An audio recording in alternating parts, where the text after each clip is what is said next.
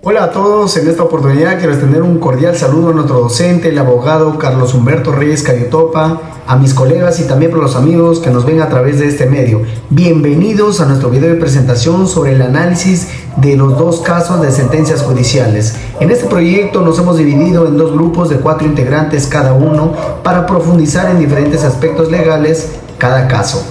En el primer caso involucra un proceso de amparo contra el Registro Nacional de Identificación y Estado Civil, más conocido como RENIEC. El grupo estará enfocado en explorar los siguientes puntos clave. El doctor Romario analizará la norma jurídica y realizará una analogía entre las constituciones relevantes para el caso.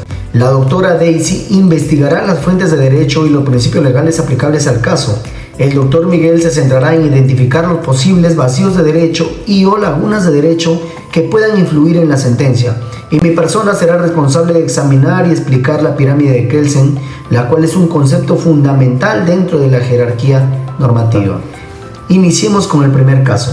Con respecto a la pirámide de Kelsen, en el análisis del caso número 1, la demanda de amparo resultó fundada, la cual se presentó en el 5º Juzgado Especializado en lo Constitucional de la Corte Suprema de Justicia de Lima en el Perú, donde emitió una sentencia en la que declaró fundada la demanda de amparo presentada por la sociedad conyugal, que está conformada por el señor Francisco Nieves y la señora Aurora Ballestros, y también por la sociedad conyugal conformada por el señor Fausto Lázaro y la señora Evelyn Rojas, y los mellizos, que son los menores de iniciales LNNR y CDNR, representados por Francisco Nieves y Evelyn Rojas. La sentencia ordenó al Registro Nacional de Identificación y Estado Civil, más conocido como RENIEC del Perú, que inscriba a los menores en el registro de nacimiento y que emita las partidas de nacimiento correspondientes, reconociendo su derecho a la identidad y a la filiación.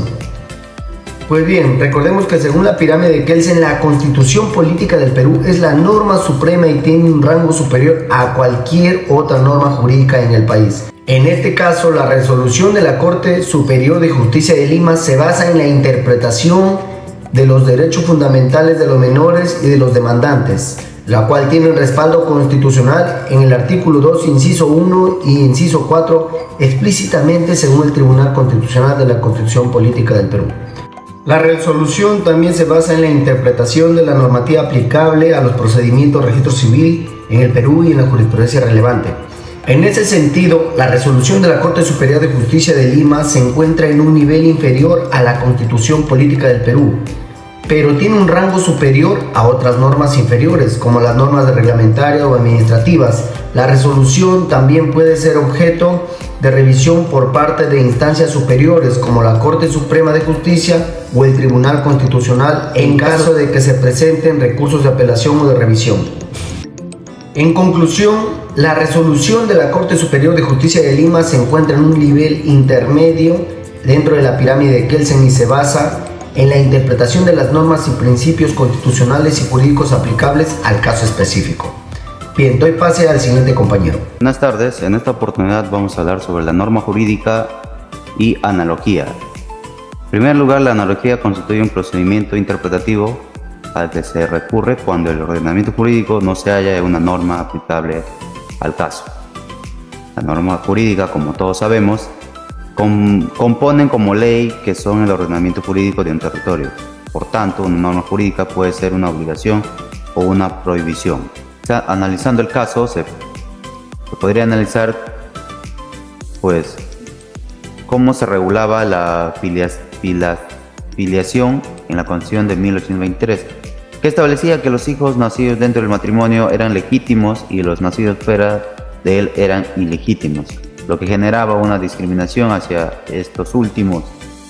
Luego se podría comparar con la Constitución de 1993, que reconoce la igualdad ante la ley y la protección de los derechos fundamentales de los menores, y establece que los hijos tienen los mismos derechos y deberes sin importar su filiación.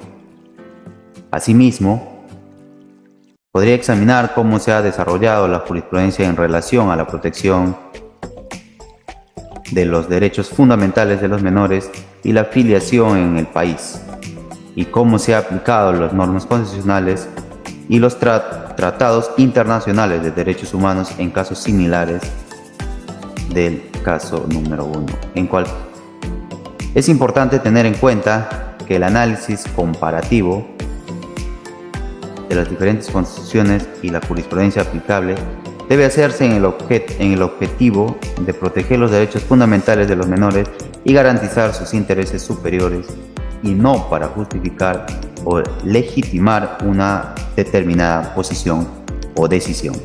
Es por ello que en el presente caso pues se ha declarado fundada la demanda de amparo.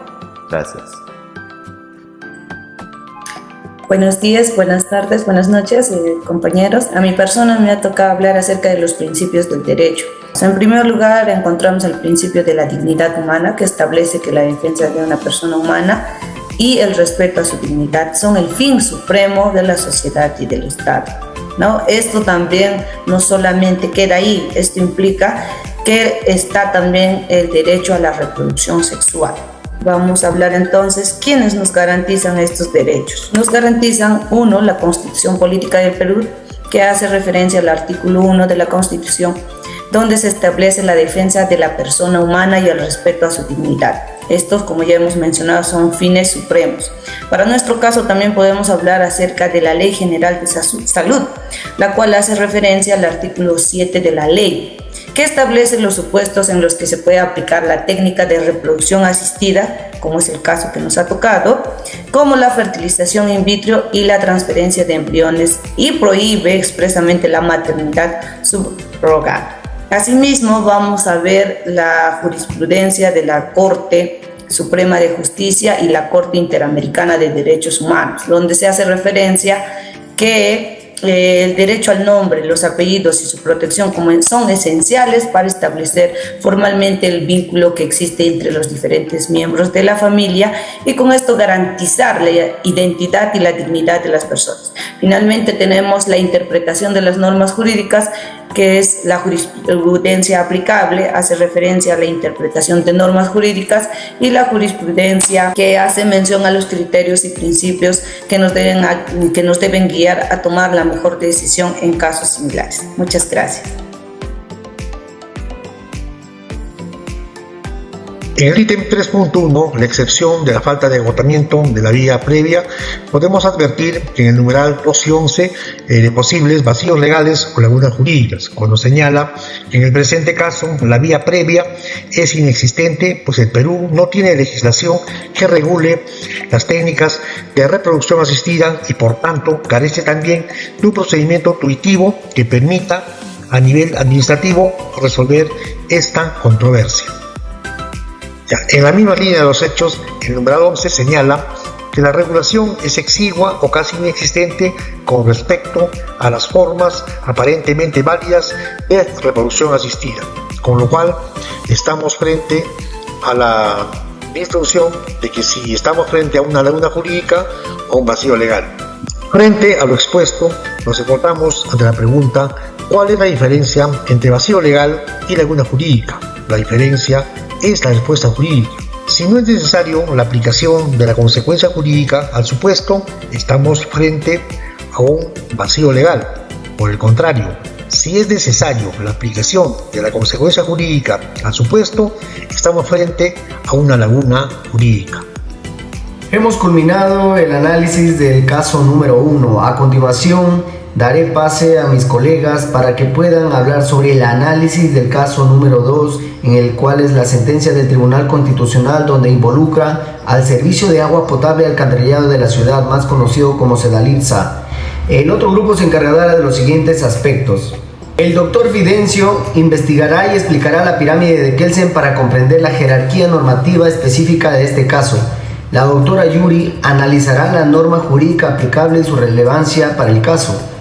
El doctor Iván explorará las fuentes de derecho y los principios jurídicos relacionados con la sentencia.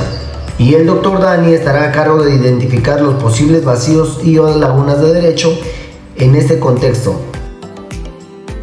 Hola con todos, recibo un cordial saludo. En esta oportunidad voy a dar un breve resumen sobre el caso Tribunal Constitucional a partir del pirámide de Kelsen. La sentencia del Tribunal Constitucional se demandó a la empresa de servicio de agua potable y alcantarillado de la Libertad, Sedalitza, por el extremo a que legitimó el pago de costos procesales y el pago de en la aplicación del artículo 56 del Código Procesal Constitucional. Según Hans Kelsen, el orden jurídico siempre es aplicado por un tribunal en un caso concreto, aun en el caso en el que el orden jurídico, en opinión del tribunal, no contenga ninguna norma general en que regule positivamente la conducta del demandado o acusado, es decir, en cuanto le imponga la obligación de una conducta que, según afirma, el demandante privado o el acusado público no habría cumplido. Ya en ese caso, la conducta se encuentra negativamente regulada por el orden jurídico, es decir, regulada en cuanto esa conducta no le está jurídicamente prohibida, y en ese sentido lo está permitida. Desde una interpretación de ambas disposiciones normativas, se tienen cuando el demandante se allana, entonces se encuentra exonerado el pago de costos. No obstante, nada se menciona cuando el allanamiento es parcial, generándose una laguna o un vacío jurídico. Es importante saber que el ejercicio de la acción de habeas data, según la establece la Constitución, no puede aplicarse para revelar el secreto de las fuentes de información periodística. En caso contrario, significaría una restricción de la libertad de prensa expresadamente protegida por una ley fundamental. Muchas gracias. Buenas tardes, continuando con el tema sobre la aplicación analógica de la ley. Sobre la analogía, podemos decir que constituye que es un procedimiento interpretativo al que se recurre cuando el ordenamiento jurídico no se halla en la norma aplicable al caso. Para el caso de la sentencia del Tribunal Constitucional, podemos decir lo siguiente, pues los fundamentos de delimitación del petitorio del recurso de agravio constitucional es el objeto de revisión a través del recurso de agravio constitucional en el extremo de que la demanda referida al pago de los costos procesales, los cuales fueron desestimados por las instancias precedentes. El actor persigue que se condene a la emplazada a dicho pago en atención a lo dispuesto en el artículo 56 del Código Procesal Constitucional. Pues el análisis de la controversia del artículo 56 del referido código regula que los costos procesales de la siguiente manera: si la sentencia declara fundada la demanda, se interpondrá los costas y costos que el juez establezca a la autoridad, funcionario o persona demandada.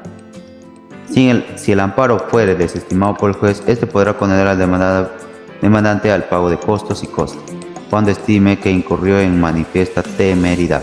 Advierte que el allanamiento procesal no es una materia que esté prevista en el Código Procesal Constitucional, pues el citado artículo está referido a la condena de costos, pero solo en el supuesto en que la postura de la parte emplazada haya sido desestimada en un juicio contradictorio, es decir, cuando haya ofrecido resistencia a la pretensión de la demanda. En ese sentido, en el presente caso no ha existido un enfrentamiento entre las posturas de las partes sobre el fondo de la controversia, sino que la estimación de la demanda ha sido pacífica por producirse el allanamiento de motu propio de la emplazada.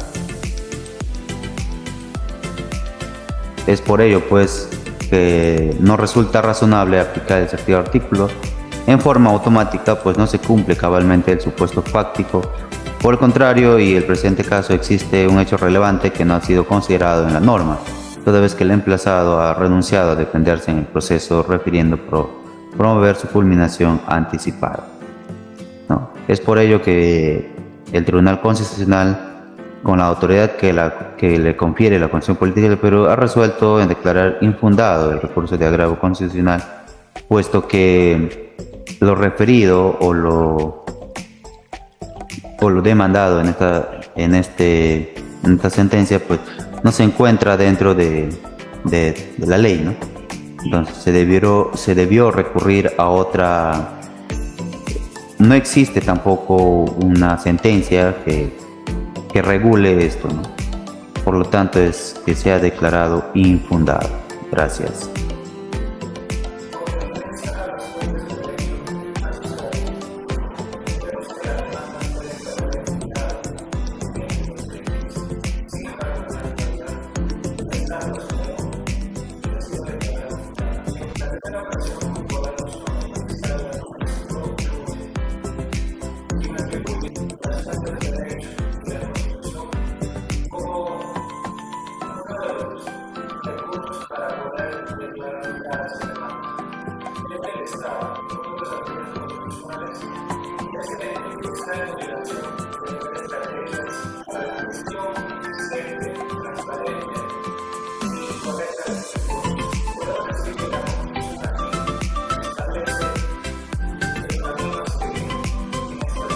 Buenas noches, mi nombre es Daniel Lima y en esta parte del trabajo me ha tocado analizar el tema del caso 2 con respecto a los vacíos legales.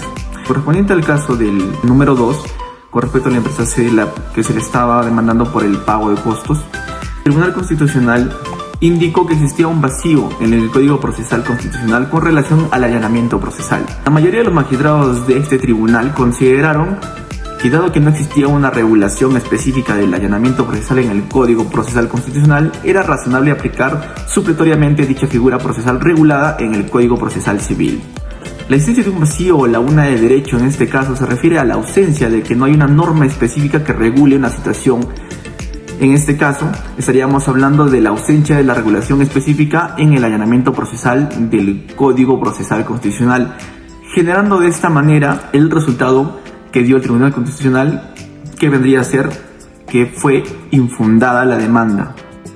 Hasta aquí hemos culminado sobre los análisis de los casos de las sentencias a través de nuestras investigaciones y presentaciones individuales. Esperamos haberles brindado una visión más completa y detallada de los aspectos legales involucrados en estas sentencias. Muchas gracias.